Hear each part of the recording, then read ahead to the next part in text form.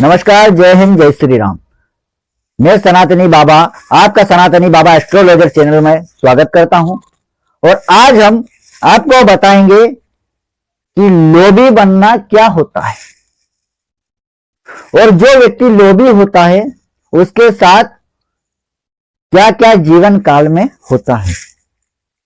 आज एक वाक्य आज हम आपको सुनाएंगे, या आप इसको कथा ही समझ लीजिएगा, ये एक कथा ही है।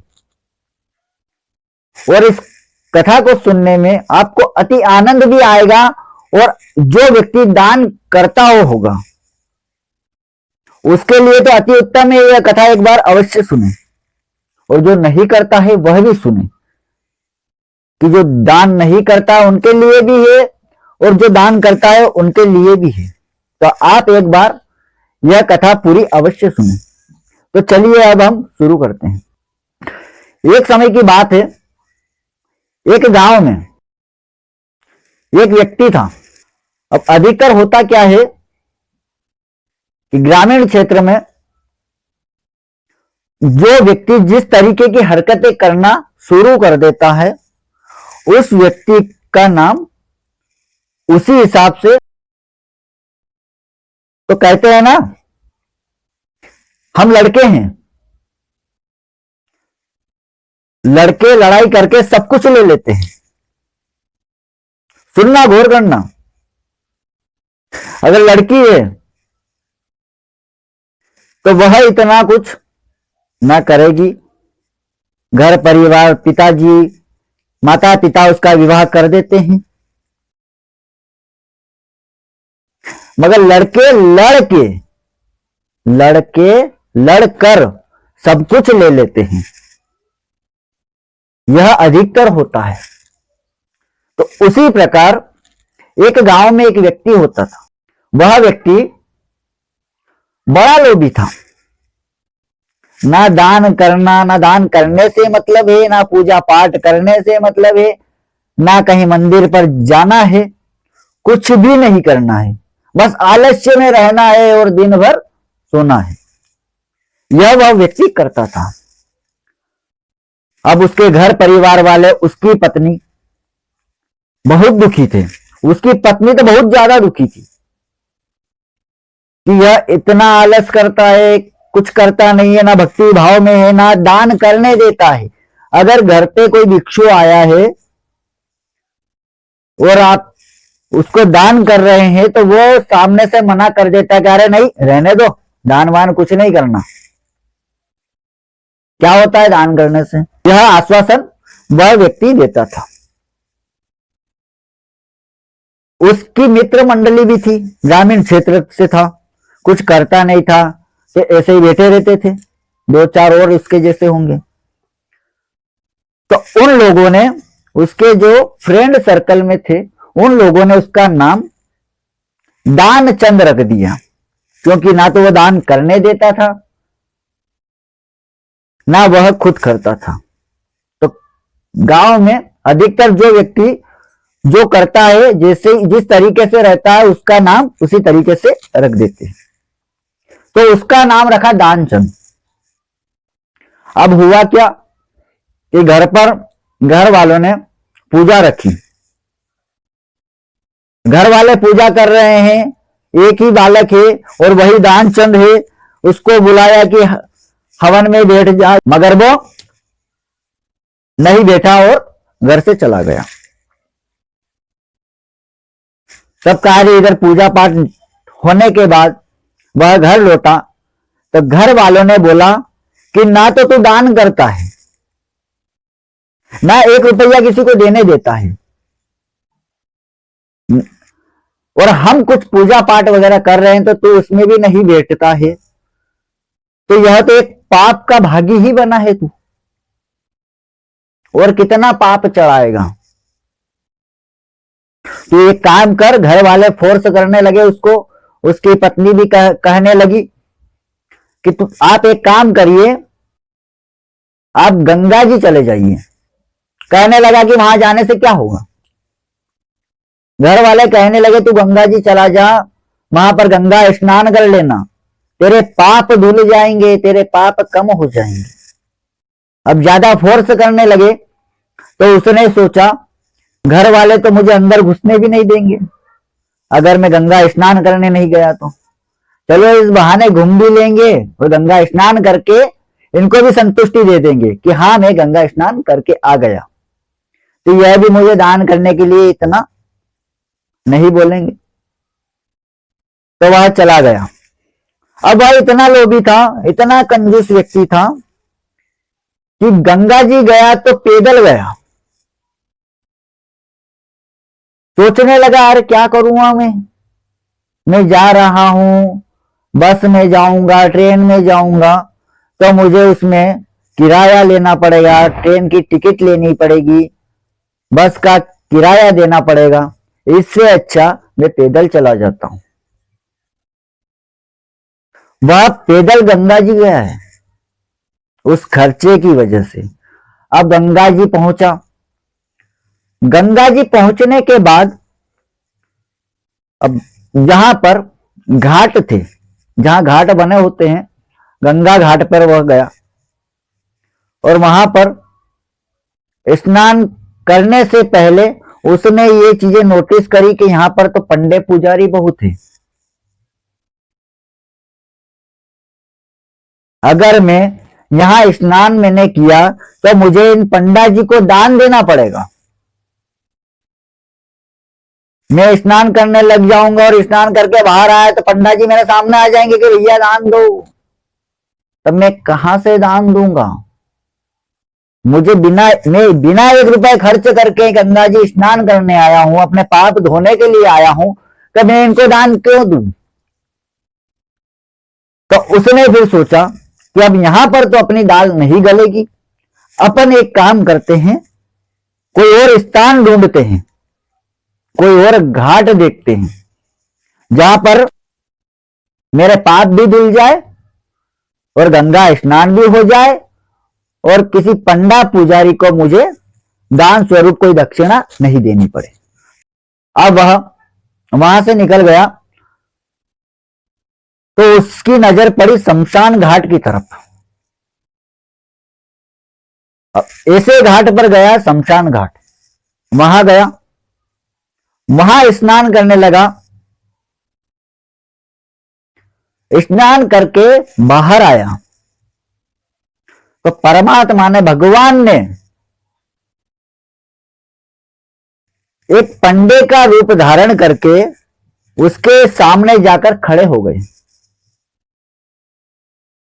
करे बच्चा, तू आया, गंगा जी में स्नान किया, तूने तेरे पाप धोए, पुण्य कमाया, तो अब थोड़ा सा पुण्य और कमा ले। तो कहने लगा क्या हुआ?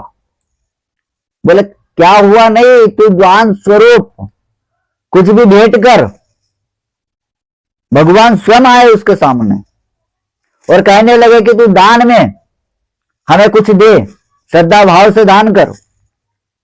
उसने सोचा, मन में सोचने लगा कि वहां गंगा जी के घाट पर मैं गया तो वहां तो ठीक है कि उनका कार्य है, वो वहां तो थे, यहां शमशान भी नहीं छोड़ा, यहां भी आगे दान लेने के लिए। कहने लगा कि मैं तो पैसे कुछ लेके आया नहीं हूं, अब दान स्वरूप में आपको क्या दूं? तो भगवान कहने लगे जो पंडा के स्वरूप में थे, नहीं तुझे दान तो देना पड़ेगा, तू दान स्वरूप कुछ भी भेंट कर। अब दानचंद ने कहा ठीक है मैं दान तो कर दूंगा, पर दान क्या आप उधार कर लोगे? भगवान कहने लगे कि एक तो कभी दान करता नहीं है और आज दान में खुद स्वयं लेने आया तो वो भी बोल रहा है कि उधार कर लोगे। तब भगवान ने कहा ठीक है मैं उधार कर लूंगा, मगर तू कितना दान देगा और कितना उधार करेगा वह तो बता। तो दानचंद कहने लगा कि हे गुरुजी, हे पंडा जी, मैं दान सिर्फ आपको 1 रुपया दूंगा और वह भी आपको उधार करना पड़ेगा। भगवान बोले 1 रुपया दे रहा है और वो भी उधार करवा रहा है? बोले हाँ आपको 1 रुपया उधार करना होगा, क्योंकि मैं आया हूं तो मैं दक्षिणा स्वरूप ना तो कुछ लेके आया हूं और ना मेरे पास पैसे हैं, तो आपको यह 1 रुपया उधार करना होगा। तब भगवान ने कहा ठीक है, मैं यह तेरा दान उधार कर लेता हूं और तू याद से मुझे यह दान देना, भूलना मत। तो उसने बोला ठीक है गुरुजी, मैं बिल्कुल जरूर आपको ये 1 रुपया दूंगा, क्योंकि उसने सोचा था कि अब तो मैं गंगा जी वापस स्नान करने नहीं आऊंगा, और घर वाले भी नहीं बोलेंगे, एक बार बोल दिया बार बार थोड़ी बोलेंगे तू जा गंगा जी स्नान करके आ गया हूं, अब तो वापस आना नहीं है, कौन देगा 1 रुपया, और ये भी कौन से वहां आ जाएंगे लेने के लिए। इसलिए बला टली, अपने मन में विचार किए और वह वहां से प्रणाम करके चला गया।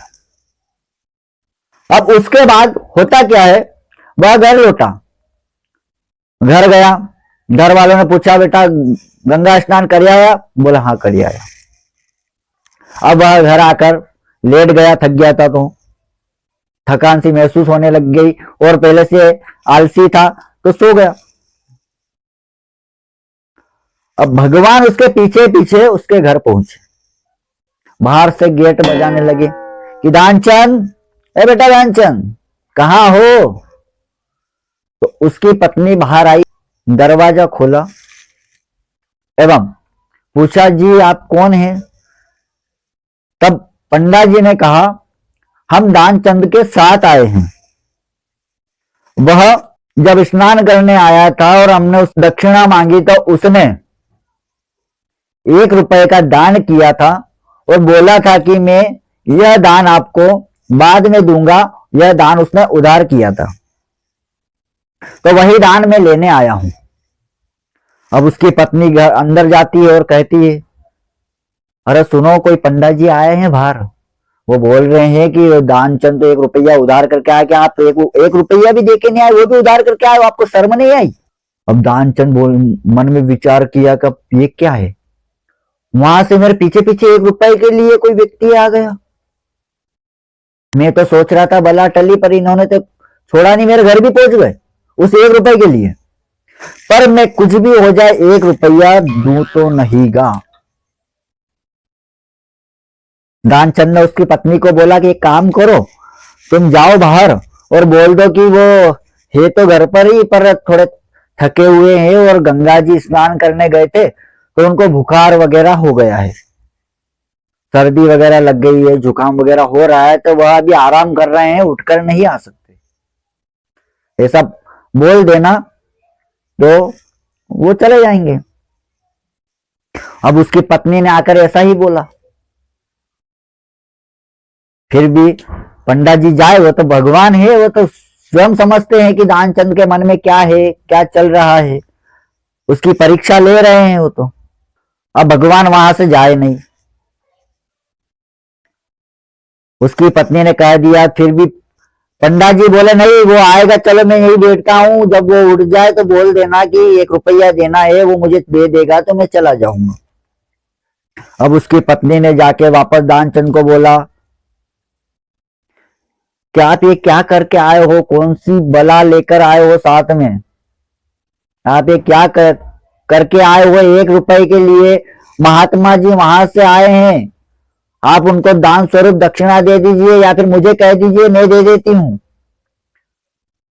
दानचंद ने कहा कि तू ज्यादा तेज मत चल, कोई 1 रुपया दक्षिणा वगैरह कुछ नहीं देना, देना होता तो मैं वही दे देता, तू तो जाके बोल दे कि उनके हाथ पैर कड़क पड़ गए हैं, कड़क हो गए हैं और उनका तो देहांत हो गया, जा तू तो ये जाके बोल दे, कम से कम चले तो जाएंगे, और तू एक काम करना और थोड़ा रोने का नाटक कर लेना।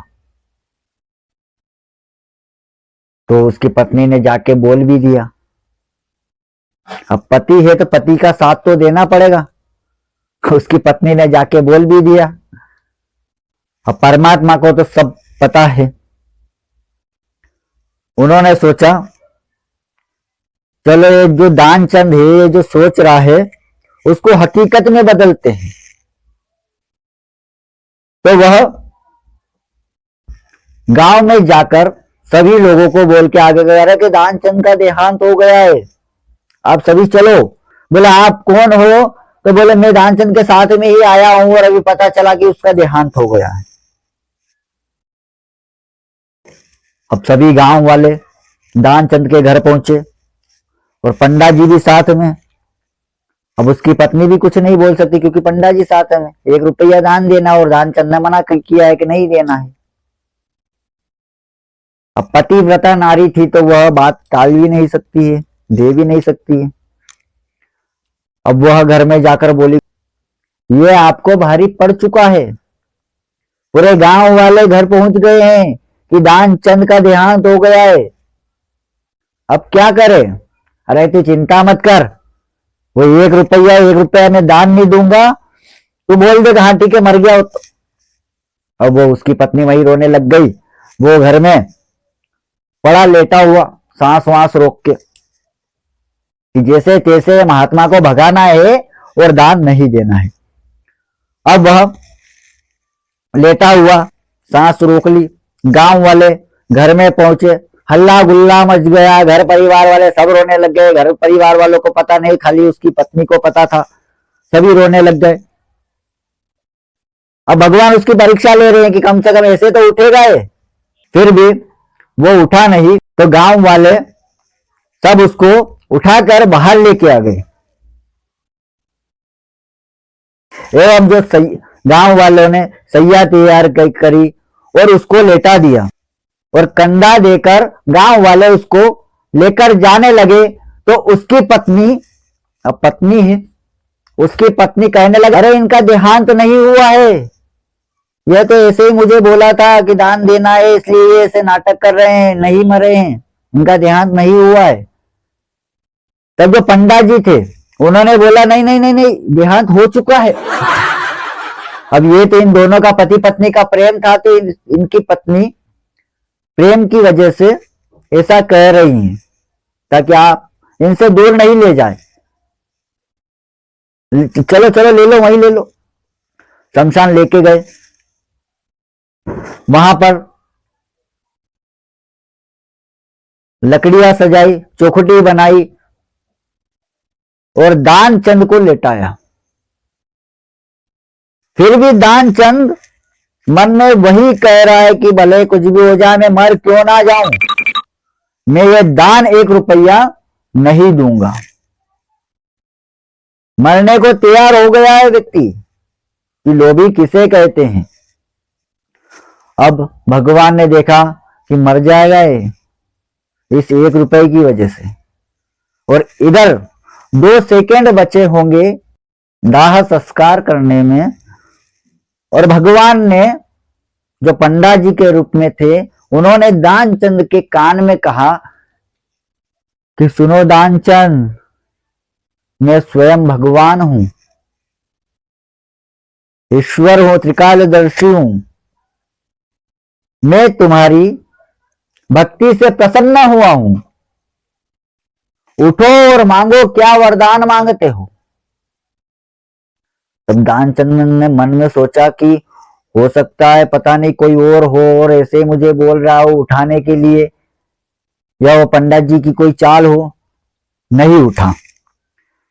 फिर भगवान ने दोबारा बोला, उसने सोचा आवाज तो थोड़ी भारी भारी लग रही है, कहीं मैं गंगा जी स्नान करके आया तो उस भक्ति से तो प्रसन्न होकर भगवान प्रकट तो नहीं हो गए। और पंडा जी की आवाज तो इधर आसपास सुनाई नहीं दे रही है अब तो। चलो एक काम करता हूं, आंख खोल के देख लेता हूं। आंख खोली तो सामने पंडा जी दिखे। अरे ये पंडा जी यही बोल रहे हैं। फिर वापस उसने आंख बंद करी और मरने का नाटक किया। तो भगवान ने कहा कि दानचंद घबराओ नहीं, मैं जो पंडा हूं मैं ही भगवान हूं, मैं तुम्हारी परीक्षा ले रहा था और मैं आज तुम्हारी इस भक्ति से, इस परीक्षा से प्रसन्न हुआ हूं। मांगो, मैं तुम्हें वरदान देता हूं, क्या मांगते हो, तुम्हें क्या चाहिए, तुम जो मांगोगे मैं तुम्हें वरदान के स्वरूप में वह दे दूंगा। वरदान मांगने में भी अक्ल चाहिए। अक्ल तो बहुत थी उसमें, मगर कहते हैं ना कि अगर आप ही हैं, आप मुझे सामने से कुछ कह रहे हैं कि गुरुदेव हम आपको कुछ दान स्वरूप देना चाहते हैं और वह चीज देना चाहते हैं जो आप हमसे मांगते हैं, या भगवान ने आपको कहा है कि मांगो, क्या मांगते हो, तो वह तो स्वयं परमात्मा है, भगवान है, तो उनसे हम कुछ भी मांग सकते हैं। धन दौलत, हाथी घोड़ा, घर बार, सारी चीजें, इस दुनिया के सारे सुख मांग सकते हैं। मगर दान चंद ने क्या मांगा, सुनिएगा। भगवान ने जब कहा कि मांगो, क्या वरदान मांगते हो, तो दान चंद ने भगवान से सिर्फ एक ही बात बोली कि हे परमात्मा, आप पंडा जी बन के आए थे, अच्छा लगा मुझे, पर मैं इतना मांगता हूं कि जो मैं आपसे गंगा जी में जो 1 रुपया उधार करके दान स्वरूप लेकर आया था, कि मैं आपको उधार दक्षिणा है ये, मैं आपको बाद में दूंगा, वह 1 रुपया आप मेरा माफ कर दीजिए, मुझे और वरदान में कुछ नहीं चाहिए। तो भगवान ने कहा तथास्तु और चले गए। अब इन चीजों से यह चीज है, यह एक वाक्य था कि किसी भी व्यक्ति को लोभी नहीं होना चाहिए, और अगर किसी को आपने बोल दिया है कि हम आपको दान स्वरूप ये देंगे पर बाद में देंगे, तो वह आपका मरने तक वह दान पीछा नहीं छोड़ता है, चाहे कुछ भी हो जाए। या तो आपकी आत्मा भटकेगी,